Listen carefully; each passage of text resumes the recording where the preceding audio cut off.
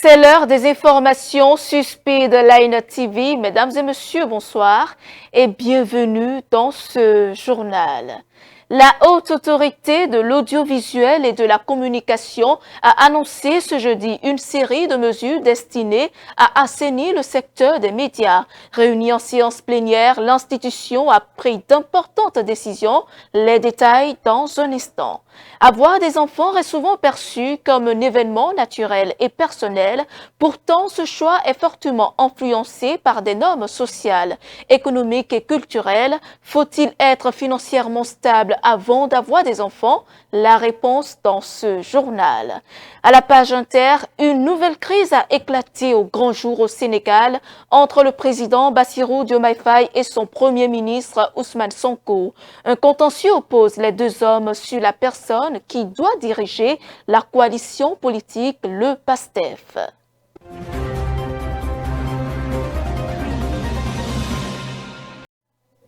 Bonsoir à toutes et à tous. La Haute Autorité de l'Audiovisuel et de la Communication du Bénin a procédé ce jeudi à un important assainissement du secteur des médias. Lors d'une séance plénière présidée par Edouard Loko, l'institution a annoncé plusieurs décisions dont, entre autres, le retrait de la carte de presse à plusieurs détenteurs ne remplissant plus les conditions légales, la publication des journaux et écrits périodiques ayant une existence légale en République du Bénin, suivant le reportage.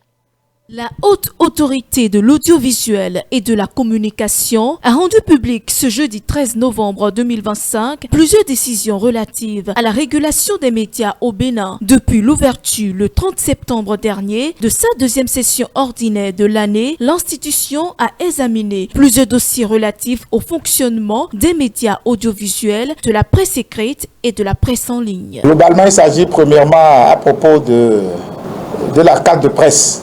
C'est la meilleure carte pour voter, mais cela n'a pas toujours permis d'avoir une situation d'équité. Nous avons l'intention de redonner à cette carte de presse. Ça va arriver. Donc vous savez que nous ne précipitons pas, mais nous arrivons toujours à destination. Nous allons assainir. Et vous allez voir que sur la TNT, vous avez des noms, vous n'avez pas de programme dessus, ou bien c'est de la musique. 24 heures sur 24 heures, ou bien ça n'a pas de programme. Et pourtant, l'État a beaucoup investi. Il y en a, ils ne fonctionnent plus. Les fréquences ne restent plus à rien. Ils n'ont plus investi.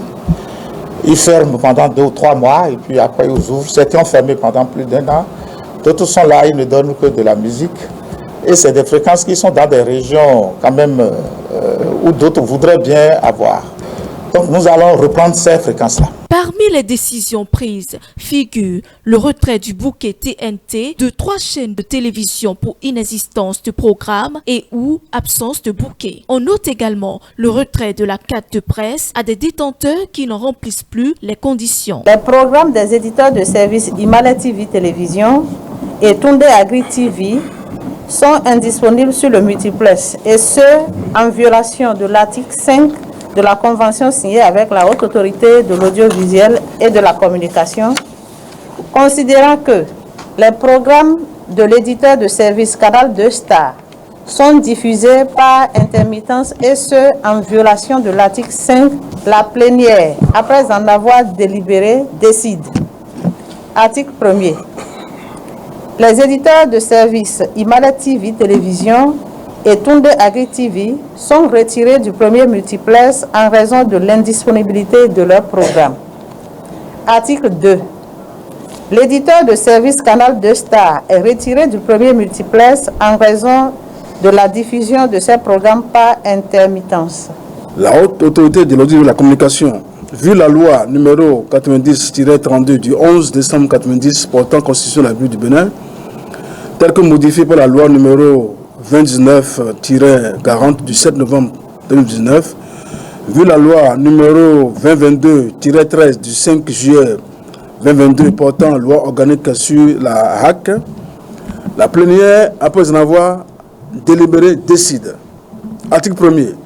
Les quotidiens écrits périodiques ci-dessous cités ont effectué le dépôt légal et la déclaration préalable de leur parution auprès de la HAC, conformément aux dispositions des articles 62, 63 et 184 de la loi numéro 2015-07 du 20 mars 2015 portant code de l'information et de la communication en République du Bénin.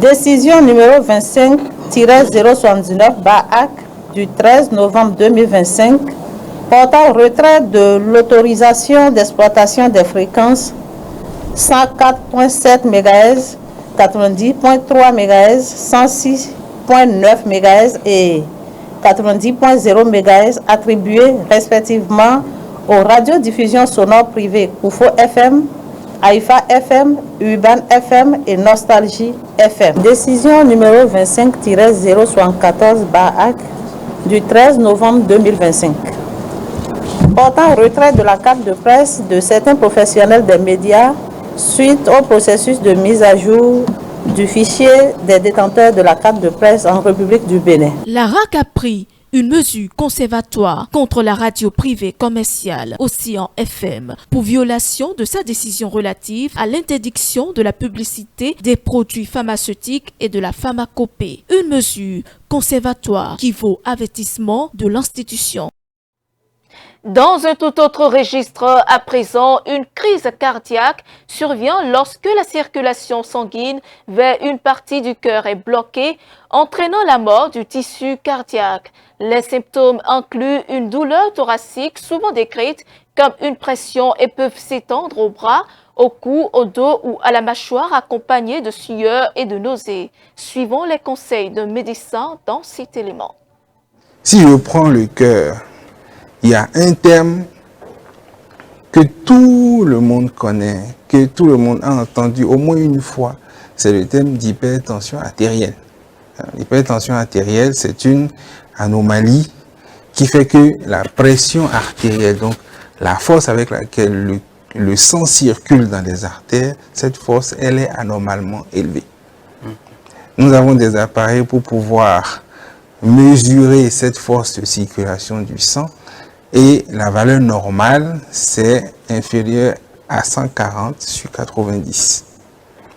Nous avons plein de personnes qui circulent dans la ville et qui ont une pression artérielle élevée supérieure à 140 sur 90, mais ils ne le savent absolument pas.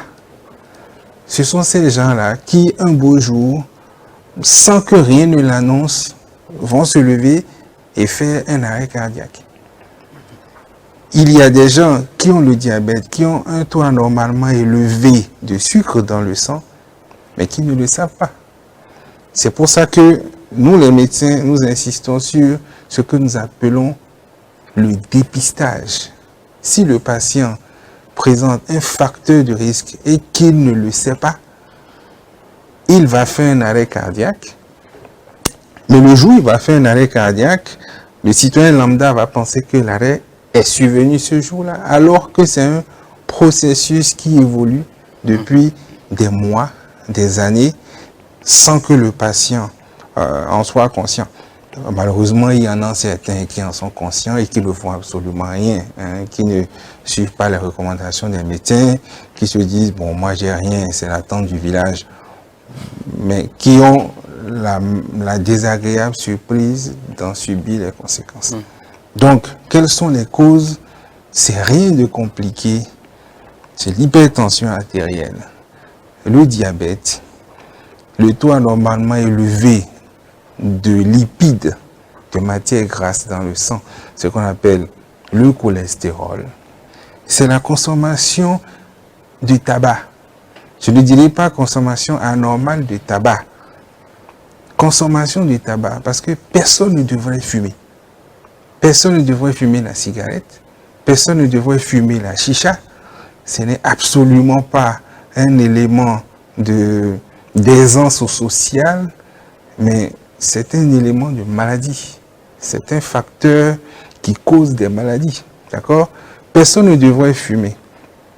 Dans le même temps, on dit, pour l'alcool, il faut, si vous en avez envie, le consommer de façon très modérée, très légère. Dans le cas du tabac, le discours est plus ferme.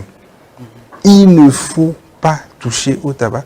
Il ne faut pas fumer la première cigarette. Parce que quand vous la fumez, vous ne pouvez pas maîtriser ce qui va se passer Après, vous en fumerez la deuxième, vous en fumerez la troisième, et après, vous allez être absolument dépendant.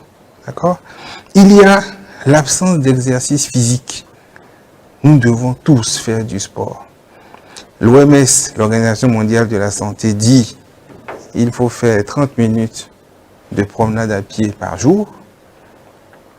Ce n'est pas, il ne faut pas du tout en faire en semaine et se tuer en salle de gym le week-end.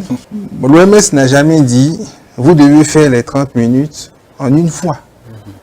Vous pouvez, dès que vous en avez la possibilité, faire 5 minutes, 10 minutes. Après, si vous avez la possibilité, vous faites encore 10 minutes. Mais à la fin de la journée, il faut avoir fait au moins 30 minutes de promenade à pied. Dans une société où le moindre choix de vie est conditionné par des considérations économiques, la parentalité n'échappe pas à la règle. Aujourd'hui, de plus en plus de couples repoussent le désir d'enfant, faute de stabilité professionnelle ou de sécurité financière. Mais faut-il cocher réellement toutes les cases emploi stable, logement, épargne avant de songer à fonder une famille? Voici quelques citoyens rencontrés dans la ville de Cotonou répondent. Avoir des voix d'enfants, c'est un programme qui s'établit. Hein. Avant même d'être déjà en amitié avec votre petit ami, c'est un programme qui s'établit. Jusqu'à ce que ça amène au mariage, c'est un programme qui est établi. Jusqu'à ce que vous faites un enfant, c'est un établi. Financièrement, je ne sais pas ce que ça veut dire. Je ne sais pas qu'est-ce que vous mettez assis financièrement. Lorsque vous mettez un enfant, vous faites un enfant, il faut avoir les moyens quand même pour accompagner l'éducation de l'enfant. D'abord, c'est un enfant qui vient au monde. Et cet enfant doit être accompagné. L'éducation, ça a des coûts. L'enfant doit vivre, c'est aussi un coût. Donc il faut quand même se préparer quand même. Psychologiquement, financièrement et tout quoi. Oui, il faut être financièrement stable avant d'avoir d'enfants parce que dans la vie, il faut de l'argent. Il faut de l'argent pour pouvoir éduquer l'enfant. Supposons si tu n'as pas l'argent et l'enfant tombe malade, comment tu vas arriver à l'amener à l'hôpital, à prendre charge de l'enfant? Il faut de l'argent. Et il faut de l'argent parce que l'éducation aujourd'hui, ça coûte. Ça a un coût.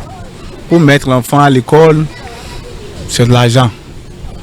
Donc c'est pourquoi il faut avoir de l'argent avant d'avoir d'enfants quand même. C'est le souhait de beaucoup de nos frères et sœurs aujourd'hui. Vous savez, l'homme propose, Dieu dispose. Je ne sais pas si... je ne sais pas, sinon, pourquoi attendre de l'argent avant de se marier? Moi-même, avant, je me posais cette question. Est-ce que je peux garder une femme chez soi? Je me posais cette question. Et le vieux me refusait. J'avais un vieux au Cameroun, c'était au Cameroun. Le vieux m'a appelé un jour, m'a dit non mon frère, mon fils, il ne faut plus dire ça. Tu te maries là, Dieu va t'aider. La femme a toujours sa chance. Tu auras toujours ce qu'elle va manger. Et j'ai dit, c'est vrai. Sinon, lorsque quelqu'un qui est normal, qui rentre en amitié avec sa petite amie, et ils font chemin, vous allez constater que ce couple est souvent différent. Mieux par rapport à deux jeunes qui se rencontrent comme ça là, et puis sans aucun préalable, la grossesse survient. C'est normal qu'il y ait ces cas-là. On se prépare psychologiquement, financièrement, pour quand même accueillir ce petit enfant, ce nouveau-né qui est venu dans la famille et sauver ce couple. Ceux qui se posent cette question-là, ils n'ont qu'à simplement laisser. Tu n'as même pas besoin d'avoir de l'argent avant de te marier. L'argent là, ce sont des biens matériels. Des biens matériels où un jour tu vas encore laisser tout. Et si Dieu ne te donne pas de l'argent là, alors tu ne vas jamais te marier, femme ou garçon. C'est parce qu'on veut de chichi, on veut de belles choses, on veut acheter de véhicules, on veut construire sa maison avant de se donner au mariage. C'est pas bon. En interactualité, c'est la première épreuve du nouveau pouvoir de Dakar.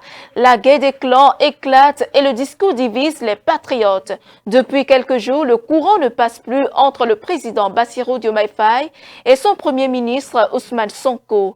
En cause, une décision présidentielle qui a fait éclater au grand jour les divergences profondes entre les deux hommes. Le reportage. Au Sénégal, le président Bassirou Diomaye Faye et son premier ministre Ousmane Sonko ne cachent plus leur désaccord au sujet de qui doit gérer la coalition Diomaye président. Cette alliance avait été créée pour rassembler les soutiens autour du président pour sa campagne en 2024. Le chef d'État a annoncé mardi soir la démission d'Aïssatou Mbodj, une proche d'Ousmane Sonko, jusque-là à la tête de la coalition, pour la remplacer par Aminata Touré, conseillère spéciale du président et coordinatrice de sa campagne électorale en 2024. Une annonce surprenante qui vient contredire les propos tenus par Ousmane Sonko le 8 novembre dernier, qui affirmait qu'il n'y aurait aucun changement à la direction de la coalition. En réponse à l'annonce du président Diomaye Faye, Ousmane Sonko a convoqué une réunion de son parti, le PASTEF, dont il est à la tête. Le bureau du parti a affirmé par communiqué que Bassirou Diomaye Faye n'a pas le pouvoir de démettre de ses fonctions un membre d'une coalition dont il n'est pas le président. Au Cameroun, les autorités ont présenté un nouveau bilan des violences qui ont suivi la réélection du président Paul Biya pour un 8e mandat. Selon le ministre de l'administration territoriale, ces troubles ont fait 16 morts et conduit à plus de 800 interpellations à travers le pays. Suivant. La crise post-électorale qui a secoué le Cameroun après l'élection présidentielle du 12 octobre a fait 16 morts et conduit à l'arrestation de plus de 800 personnes, selon les chiffres officiels communiqués par le ministre de l'administration territoriale mercredi. Pourtant, le 6 novembre, le ministre de la Communication avait évoqué plusieurs dizaines de morts dans les manifestations promettant l'ouverture d'enquêtes. L'opposant Issa Chiroma Bakari, qui revendique la victoire, avance pour sa part un bilan de 55 morts, tandis que plusieurs ONG estiment à une quarantaine le nombre de victimes. Selon Human Rights Watch, des meurtres et des arrestations de masse ont suivi le scrutin. L'ONG affirme que la police et la gendarmerie ont fait usage d'une force létale contre les manifestants, procédant à de nombreuses interpellations. Dans son rapport, l'ONG appelle les autorités à mettre fin aux abus commis par les forces de sécurité, à ouvrir des enquêtes indépendantes et à traduire les responsables en justice. Le milliardaire nigérian Aliko Dangote a réaffirmé son ambition d'implanter ses activités au Zimbabwe. Le sujet a été au cœur d'une rencontre ce mercredi entre le magnat nigérian et le président zimbabwéen Emmerson Mnangagwa. À l'issue des discussions, un protocole d'accord a été signé entre le Dangote Group et le gouvernement du Zimbabwe, ouvrant la voie à plusieurs projets. Le reportage. Sur le tarmac de l'aéroport d'Harare au Zimbabwe, l'avion d'Aliko Dangote, le richissime homme d'affaires nigérian, veut implanter sa marque dans le pays d'Afrique australe. Le sujet a été au menu des échanges mercredi entre le milliardaire et le président zimbabwéen Emmerson Mnangagwa.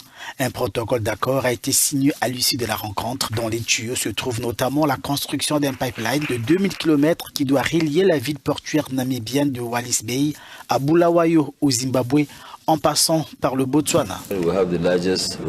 Notre raffinerie au Nigeria est la plus grande du monde, avec une voie unique. Nous voulons l'amener à Wallis Bay et l'acheminer par pipeline jusqu'ici. Nous envisageons d'autres investissements.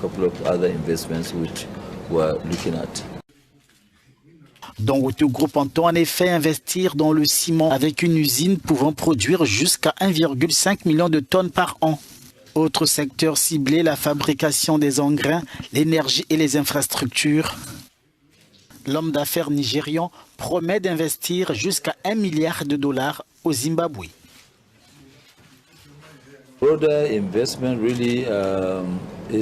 L'investissement global se chiffre en centaines de millions de dollars, peut-être même plus d'1 milliard.